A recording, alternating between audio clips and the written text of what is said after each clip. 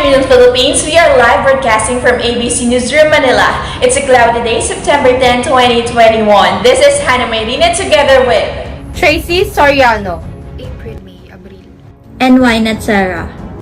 We are serving you the hottest and most leading news of the hour. Your news, our business. For the top headline, Philippine Airlines files for bankruptcy over COVID-19 travel fallout. While the world's still battling for coronavirus, this pandemic has forced airlines to suspend flights, lay off employees, and seek financial help. So the Philippine Airlines Incorporated has filed for Chapter 11 bankruptcy in New York with a lender-supported plan that helps the Southeast Asian country's flag carrier recover after the COVID-19 pandemic. The company aims to cut $2 billion in borrowings through a proposed restructuring plan, which still needs a court approval. This could still be their strength. Restructuring plan will allow the airline to overcome the unprecedented impact of the global pandemic that has significantly disrupted businesses in all sectors, especially aviation, and emerge stronger for the long term.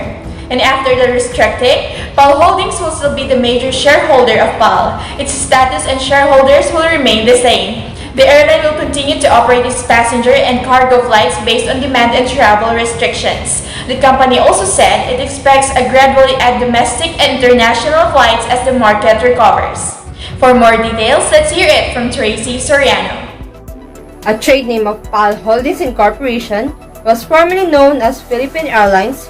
Under its original name, it's the first and oldest commercial airline in Asia to still be in business. Weaknesses: Philippine Airlines lagged behind both the Philippine market and the airline industry. Philippine Airlines, or PAL, is reorganizing to achieve long-term financial stability and address long-standing capacity problems at Manila airports, which are entering a critical phase ahead of the pandemic. All parties are reviewing their strategies following the monitoring of standard health protocol for COVID-19 pandemic. However, accelerating the pace of domestic capacity recovery would be an important first step in this process. Face internal work problems as a result of the downsizing program.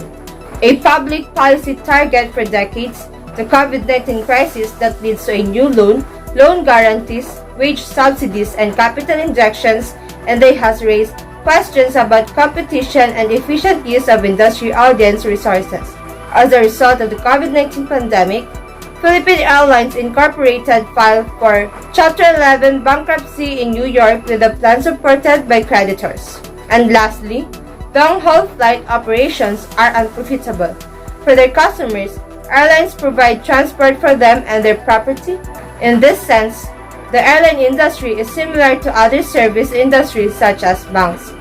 The airline industry requires significant capital investments to operate efficiently, accounts for the majority of airline revenues, with freight accounting for about 15%. At the same time, the net profit of air carriers range from 1 to 2%, compared to the industry average of more than 5%. After the deregulation, the demand for air travel increased sharply, leading to shrinking values. Thank you for sharing the additional information, Tracy Soriano. Let's move on to Wynette Sarah for more updates.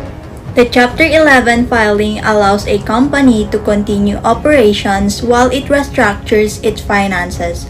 It was a product of decisions with key shareholders of Philippine Airlines. After filing, Philippine Airlines will safely continue operating flights in normal course of business. The company also said it expects to gradually add domestic and international flights as the market recovers. The company will regain their loss and continue to meet its current financial obligations throughout the process. The restructuring plan will also allow Philippine Airlines to reduce its fleet capacity by 25%. The recovery plan will allow the airline to return at least 20 aircraft. Philippine Airlines also cut 35% of its workforce early this year. After the restructuring, Philippine Airlines Holdings will still be the major shareholders of PAL. The company also received government support for being a partner of the state in the pandemic. Thank you for further details, Wynette Sarah, and to complete our analysis, let's hear it from April Abril.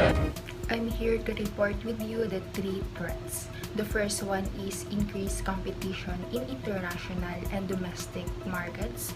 Competing in international markets involves important opportunities and daunting threats. The opportunities include access to new customers, lowering costs, and diversification of business risk. The threats include political risk, economic risk, and cultural risk. The second one is the economy reducing the number of travelers for leisure. The economic year in the Philippines downturn negatively affects leisure, optional travel, as well as business travel.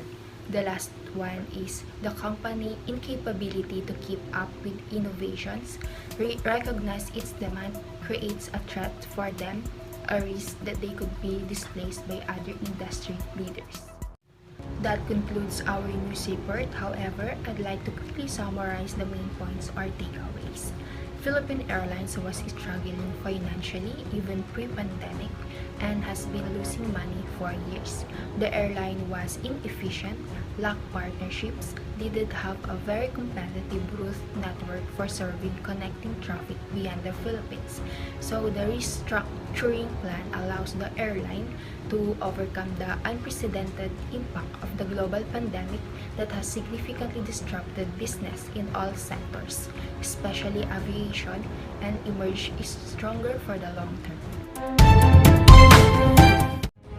That's the news gathered in our wider broadcast. It's 106 days to go before Christmas. We will continue to serve and give only truthful information to all. Thank you very much, and once again, good afternoon, Philippines. This This is ABC Newsline, your news, our business.